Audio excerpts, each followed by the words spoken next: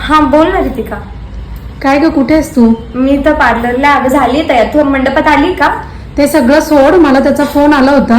तू काय करतीये? काय वेडेपणा चाललाय तुझा? अगं रितिका, आज माझं लग्न आहे, मी नाही करू शकत त्याच्याशी लग्न. मी बोलली ना. अगं हो, पण मग प्रेमच का केलं मग तू त्याच्यावर? मी काय करू तू सांग मला. तू सगळं सोड आणि ते लग्न बिग्न जाऊ दे सगळं, आणि तू त्याच्यासोबत जा बरं निघून. बरं ठीक आहे, मी जाते.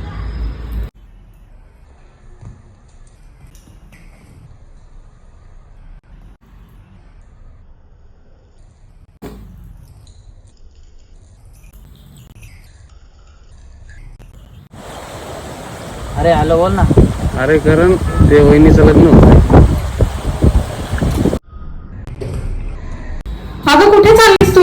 हे बघा ताई, माझं ज्याच्यावर प्रेम आहे ना तो जीव देतोय. मी त्याच्याशिवाय नाही राहू शकत आणि माझ्या घरचे बळजबरी लग्न करत होते. अगं पण मी काय ऐका, सांगू ऐका, त्यांना? माझ्या घरचे आले तर त्यांना सांगा मी आलीच नाही.